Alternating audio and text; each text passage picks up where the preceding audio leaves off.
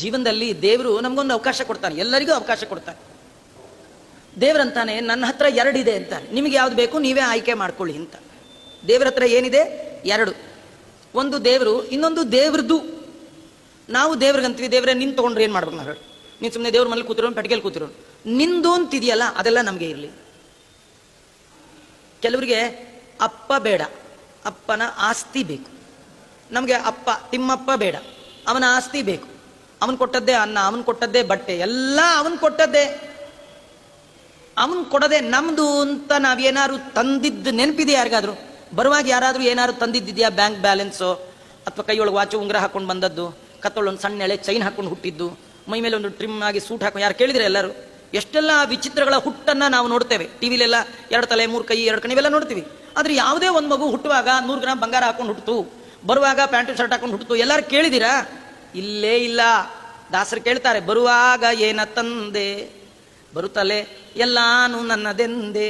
ನಾವು ಬರುವಾಗ ತಂದಿಲ್ಲ ಅಷ್ಟೇ ಅಲ್ಲ, ಹೋಗುವಾಗೂ ಏನು ತೊಗೊಂಡು ಹೋಗಲ್ಲ, ಅದ್ರ ನೆನಪಿರ್ಬೇಕು. ಹೋಗುವಾಗ್ಲೂ ಏನು ತೊಗೊಂಡು ಹೋಗೋಂಗಿಲ್ಲ, ಬರುವಾಗೂ ಏನು ತಂದಿಲ್ಲ. ಬರೀ ಕೈಯಲ್ಲಿ ಬಂದ್ವಿ, ಬರೀ ಕೈಯಲ್ಲಿ ಹೋದ್ವಿ.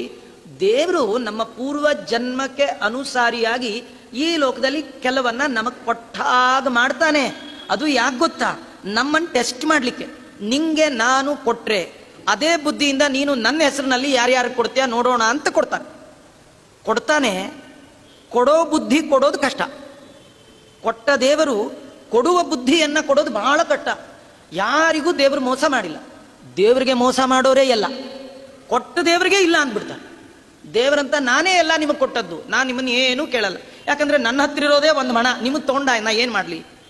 ದೇವರು ಏನೂ ತಗೊಳ್ಳದೇ ಇದ್ರು ದೇವರು ಕೊಟ್ಟದ್ದನ್ನು ನೆನಪು ಮಾಡಿಕೊಂಡು ನಾವು ಮಾತ್ರ ದೇವರಿಗೆ ಈ ಮನೆ ನಿಂದೆ, ಈ ಹೆಂಡತಿ ನಿಂದೆ, ಈ ಮಕ್ಕಳು ನಿಂದೆ, ನಾನೇ ನಿಂದ ದಾಸ ಆದಮೇಲೆ ಇದೆಲ್ಲ ನಿಂದಲ್ವಾ ಸ್ವಾಮಿ, ನಂದಂತ ಏನಿದೆ ಇಷ್ಟು ಅಂದ್ರೆ ಅವನಿಗೆ ಖುಷಿ.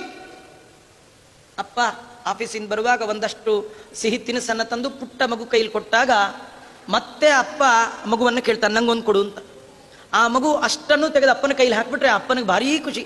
ಯಾವ ಅಪ್ಪನೂ ಕೂಡ ನನಗೆ ಕೊಟ್ಟ್ಯಾ ನಿಂಗೊಂದು ಕೊಡಲ್ಲ ಅಂತ ತಿನ್ನಲ್ಲ, ಮಗುಗೆ ವಾಪಸ್ ಕೊಡ್ತಾನೆ. ಅವ್ ಯಾಕೆ ಕೇಳ್ತಾನೆ ಅಂದ್ರೆ ಕೊಡೋ ಬುದ್ಧಿ ಇದೆಯಾ ಅಂತ ನೋಡ್ಲಿಕ್ಕೆ ಕೇಳುವಂತೆ ಭಗವಂತ ಈ ಜೀವನದ ಒಳಗೆ ನಮಗೆಲ್ಲ ಸಂಪತ್ತೆಲ್ಲ ಕೊಟ್ಟಿರ್ತಾನೆ. ಆದರೆ ದೇವರನ್ನ ನಾವು ಕೇಳಬೇಕು, ನೀ ಕೊಡೋದು ಸ್ವಲ್ಪ ಕಡಿಮೆ ಮಾಡು ಪರವಾಗಿಲ್ಲ, ಆದ್ರೂ ಕೊಡೋ ಬುದ್ಧಿ ಹೆಚ್ಚು ಮಾಡು.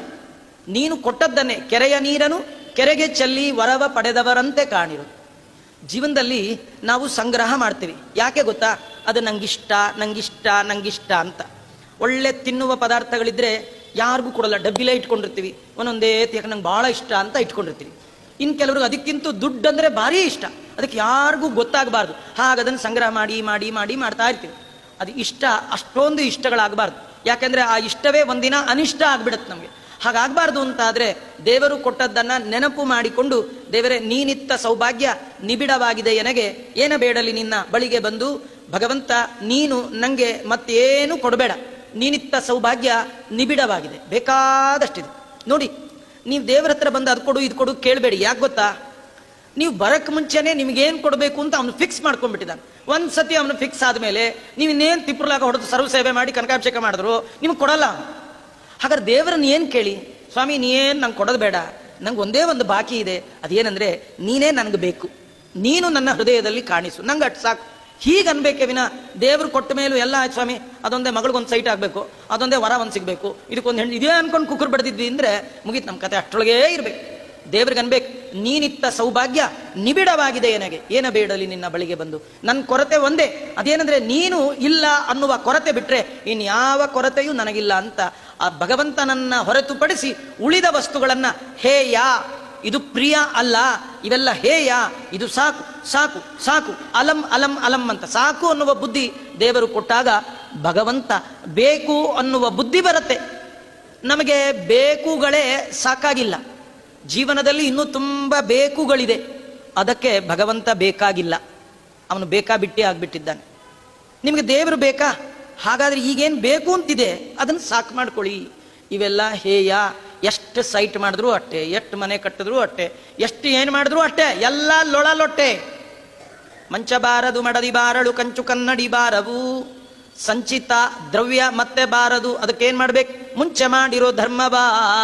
ಗೋವಿಂದ ನಮ ಗೋವಿಂದ ನಮ ಗೋವಿಂದ ನಾರಾಯಣ. ಗೋವರ್ಧನ ಗಿರಿಯ ನೆತ್ತಿದ ಗೋವಿಂದ ನಮ ರಕ್ಷಿಸೈ. ಭಗವಂತ ನಿನ್ ಬಿಟ್ಟು ನನಗಿನ್ನೇನು ಬೇಡ ಅಂತ ವಿರಕ್ತ ಚಿತ್ತರಾಗಿ ವೈರಾಗ್ಯ ಶಿಖಾಮಣಿಗಳಾಗಿ ತುಂಬಾ ಜನ ಬಟ್ಟೆಗೆ ಸಾವಿರ ಖರ್ಚು ಮಾಡ್ತಾರೆ. ಎಷ್ಟು ಸಾವಿರಗಳು ಅಂದ್ರೆ ನಿಮ್ಗೆಲ್ಲ ಗೊತ್ತೇ ಇದೆ, ಅದನ್ನು ಪುರಾಣದಲ್ಲಿ ಹೇಳುವಂತ ವಿಚಾರ ಏನಲ್ಲ. ಆದರೆ ಅಷ್ಟು ಸಾವಿರ ಸಂಪಾದನೆಗೆ ಎಷ್ಟು ಪುರಾಣ ಬಿಟ್ಟು ಹೋದ್ರಿ, ಎಷ್ಟು ಸಂಧ್ಯಾವಂದನೆ ಬಿಟ್ಟು ಹೋದ್ರಿ, ಎಷ್ಟು ದೇವರ ಪೂಜೆ ಬಿಟ್ಟೋಯ್ತು, ಎಷ್ಟು ವ್ರತಗಳೆಲ್ಲ ಬಿಟ್ಟೋಯ್ತು. ಮಾನ ಮುಚ್ಚಲಿಕ್ಕೆ ವಸ್ತ್ರ ಬೇಕು, ಉತ್ತಮವಾದ ಮೈ ತುಂಬ ವಸ್ತ್ರ ಎಷ್ಟು ಬೇಕೋ ಅಷ್ಟೇ. ಅದು ಇಂಥದ್ದೇ ಆಗ್ಬೇಕು, ಹೀಗೆ ಆಗ್ಬೇಕು, ಅದಿಲ್ಲದೆ ಆಗೋದೇ ಇಲ್ಲ. ಯಾವುದೋ ದೇವರ ಆ ಕಾಲಕ್ಕೆ ಏನು ಕೊಡ್ತಾನೆ ಅಷ್ಟೊಳಗೆ ತೃಪ್ತಿ ಪಡೋದಿದೆಯಲ್ಲ, ಅದೇ ವೈರಾಗ್ಯ. ರುದ್ರದೇವರ ವೈರಾಗ್ಯ, ಋಷಿಗಳ ವೈರಾಗ್ಯ, ಮುನಿಗಳ ವೈರಾಗ್ಯ ನಮ್ಗಿಲ್ಲದೆ ಇರಬಹುದು. ದೇವರು ಕೊಟ್ಟದ್ದನ್ನ ಮತ್ತೊಬ್ಬರಿಗೆ ನೋವಾಗದ ಹಾಗೆ ಉಪಭೋಗ ಮಾಡೋದೇ ನಿಜವಾದ ವೈರಾಗ್ಯ. ದೇವರು ಏನು ಕೊಟ್ಟಿದ್ದಾನೆ ಅದನ್ನು ಸ್ವೀಕಾರ ಮಾಡ್ತೀವಿ. ಕೊಟ್ಟಿಲ್ಲ ಕಾಡಲ್ಲ, ದೇವರನ್ನ ಮತ್ತೆ ಬೇಡಲ್ಲ. ದೇವರನ್ನ ಬೇಡಲ್ಲ, ಮಂದಿನ ಕಾಡಲ್ಲ. ದೇವರು ಕೊಟ್ಟಿದ್ದು ಸಾಕು. ಯಾರು ಇರ್ತಾನೆ ಅದು ವೈರಾಗ್ಯ ಅಂತ. ಇದನ್ನು ರುದ್ರದೇವರು ತೋರಿಸ್ತಾ ನಮ್ಗೆ ಹೇಳ್ತಾರೆ, ನಿಮಗೆ ದೇವರ ದರ್ಶನ ಆಗ್ಬೇಕಾ, ಜೀವನದಲ್ಲಿ ದೇವರ ಅನುಗ್ರಹ ಆಗ್ಬೇಕಾ, ವೈರಾಗ್ಯದಿಂದ ಬದುಕನ್ನ ನಡೆಸಿ. ವೈರಾಗ್ಯದಿಂದ ಬದುಕು ಅಂದ್ರೆ ಯಾವ ಕಾಲಕ್ಕೆ ದೇವರು ಏನು ಕೊಡ್ತಾನೋ ಅದರಲ್ಲೇ ಸಂತೋಷ ಪಡಿ. ಇವತ್ತು ನಿಮ್ಗೆ ಚಾಪೆ ಸಿಕ್ಕಿದ್ಯಾ, ಆರಾಮ ಮಲಗಲಿಕ್ಕೆ ಕುರ್ಲಾನೇ ಬೇಕಂತಿಲ್ಲ, ನಿದ್ದೆ ಬರ್ಬೇಕಟ್ಟೆ ಅಲ್ವಾ. ಬೀದಿಲಿ ಎಷ್ಟೋ ಜನ ಮಲಗಿರ್ತಾರೆ, ಏನು ಗೊರಕೆ ಹೊಡಿತಾರ್ರಿ. ಈ ಮನೇಲಿ ಎಸಿ ಕುರ್ಲಾನ ಹಾಕಿ ಮಲಗಿರ್ತಾರೆ, ನಿದ್ದೆನೇ ಬರೋದು. ಹಾಸಿಗೆ ನಿಮ್ದು, ನಿದ್ದೆ ಯಾರ್ದು? ದೇವ್ರದ್ದು.